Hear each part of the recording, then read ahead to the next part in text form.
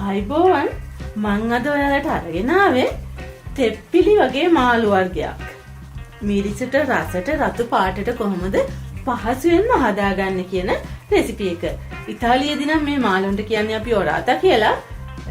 ලංකාවේ තෙප්පිලි වගේ මාළු වර්ගයක්. ඉතින් හරිම පහසුයි. තෙප්පිලි වගේම තමයි. ඉතින් ඔයාලට පැහැදිලි ඇති. ඉතින් අපි බලමු අපි මේ මාළු ටික කොහොමද රසට හදාගන්නේ කියලා. මම මාළු ටික සුද්ධ කරන් එනකම් වීඩියෝ එකත් එක්ක රැඳිලා ඉන්න කියලා මම ඔයාලගෙන් ඉල්ලනවා. ඔන්න මම මාළු ටික කපලා සෝදලා සූදානම් කරගෙන ආවා. දැන් අපි මේකට අවශ්‍ය කරන ප්‍රමාණයට ලුණු, ඒ වගේම ගම්මිරිස් ටිකක් එකතු කරගෙන පොඩි වෙලාවක් අනලා තියාගමු. මෙතනදී ඔයාලට තවත් පුංචි දෙයක් මතක් කරන්න කැමතියි. අපි මේකට කහ කුඩු පොඩ්ඩකුත් එකතු කරගමු. මාළු එක හදනකොට තෙලට අපි සාමාන්‍යයෙන් කහ කුඩු එකතු කරගන්නවා. නමුත් මේ වෙලාවේ අපි මාළු ටික අනලා තියෙන වෙලාවෙදි කහ කුඩු හැඳි කාලක් වගේ කහ කුඩු පිංචක් මේකට එකතු කරගන්න. කහ කුඩු කියන්නේ විස බීජනාශකයක්.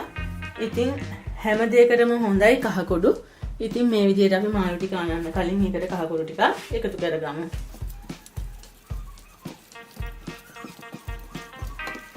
ඔයාලට මේ ටික අනලා තියාගන්න පුළුවන් තරම් කාලයක් තියාගන්න පුළුවන්. සාමාන්‍යයෙන් හවස අනලා මුළු රාත්‍රියම තියලා උදේට උයන්න ගන්න උනත් පුළුවන්. හදිසිය උයනවා නම් පැය භාගයක් විනාඩි 45ක් පැයක් වගේ කාලයක් වුණත් මේක මේ විදිහට ලුණු ටික වදින්න තියලා ඊට පස්සේ උයන්න ගත්තට කමක් නැහැ. අපි මේ විදිහට සූදානම් කරගත්ත මාළු ටික පොඩි වෙලාවක් තියලා අපිට මාළු එක හදන්න අවශ්‍ය කරන අනිත් ද්‍රව්‍ය ටික අපි සූදානම් කරගමු. අපි මේ විදිහට වළඳක් ලිපේ තියාගෙන අපේ මාළුවෙකුට අවශ්‍ය කරන ප්‍රමාණයට මිරිස් කුඩු 3-5 කුඩු ටික දාගෙන මාඩු ගින්දරේ පැතගමු. මම මෙතන සූදානම් කරගත්ත මාළු ප්‍රමාණයට මේ විදිහට මිරිස් කුඩු හැඳි 2මාරක් එකතු කරගන්නවා. මතක තියාගන්න මේ එකතු කරන 3-5 මිරිස් ගොඩක් කළු පාටට බෙද ගන්න අවශ්‍ය වෙන්නේ නැහැ. මොකද අපි මාළු හදාගන්නේ රතු පාටට නිසා ටිකක් අමු ගතිය යන්න ලාවට අපි බෙදගමු. මේකටම ඔයාලා අමු 3-5 කුඩු බෙදපු නැති 3-5 කුඩු තේ හැඳි දෙකකුත් එකතු කරගන්න. කලවම් කරන ගමන් හොඳින් බෙදෙන්න දෙන්න. ඒත් එක්කම ඔයාලට පුංචි මතක් කිරීමක් කරන්න ඕනේ. මාළු ටික අපි උයන්න සෝදානම් කරගන්නකොට මතක ඇතුව ගොරක ටිකක් තම්බලා ගන්න. අපේ මිරිස් කුඩු ටික බැදිලා ඇති. දැන් අපිට පුළුවන් මේක වෙනත් භාජනයකට ඉවත් කරගන්න. මම මාළු උයන වළඳෙමයි මේ මිරිස් කුඩු ටික බැදගත්තේ. අපි දැන් මේ ටික වෙනත් භාජනයකට ඉවත් කරගමු. ඒ රත් වෙලා තියෙන වළඳෙටම එනසාලට කීපයකුත් කරාම නැටි කීපයකුත් ඊට අමතරව සූදුරු තේ හැඳි 1මාරක් විතරයි. අබ තේ හැඳි 1මාරක් විතරයි එකතු කරගෙන ඒ ටිකත් අපි ලාවට බැදගමු.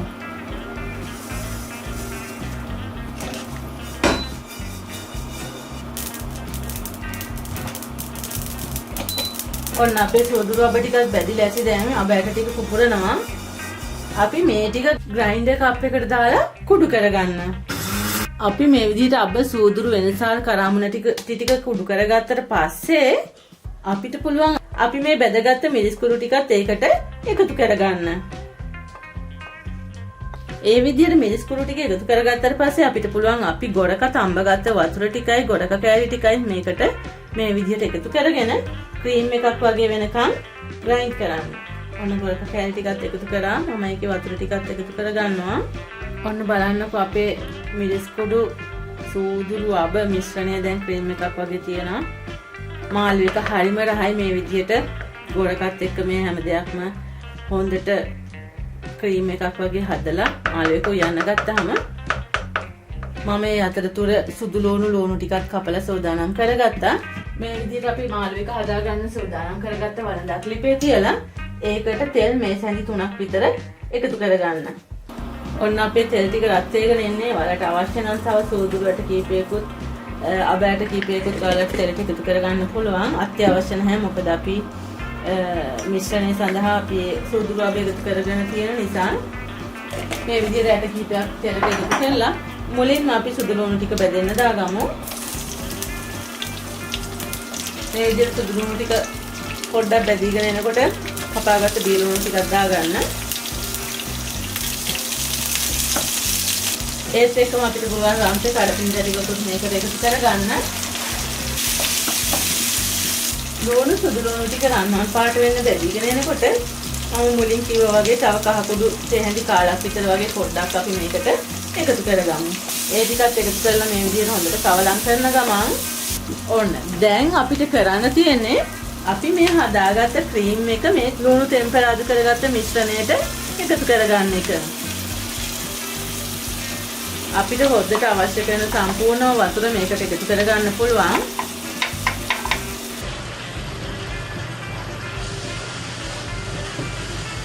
දෙන්න කප් එක හොදලා අපිට මේකට අවශ්‍ය කරන හොද්ද හදා ගන්න පුළුවන් මාළුවකට. ඔයාලට මාළුවෙක සඳහා අවශ්‍ය කරන සම්පූර්ණම හොද්ද මාළු කැලි ටික දාන්න ඉස්සෙල්ලා අපි හදා ගන්න ඕනේ. ඒ නිසා ඔයාලගේ මාළුවෙකට අවශ්‍ය කරන ප්‍රමාණයට සම්පූර්ණම වතුර ටික එකතු කරලා මේ විදිහට හොදි ටික හොඳින් උතුරව ගන්න.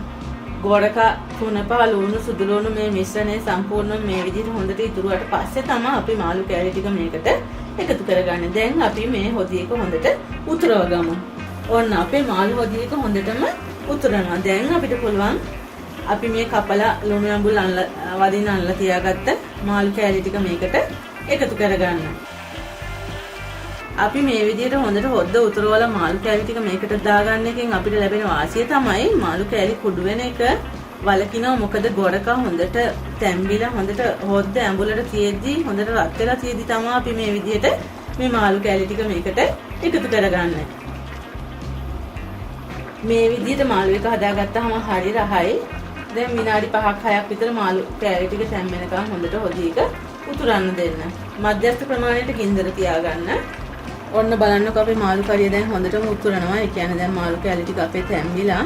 ඔයාලට මේ ඉස්ම ගතිය ගොඩක් අඩුවට තියලා තියෙනවා නම් මාළු කැලි ගිල්ල වෙන්නේ නැති වගේ තියෙනවා නම් මාළු කැලි ටික මේ විදිහට හැන්දෙන් හරවලා වුණත් තඹ ගන්න පුළුවන් අනිත් පැත්ත.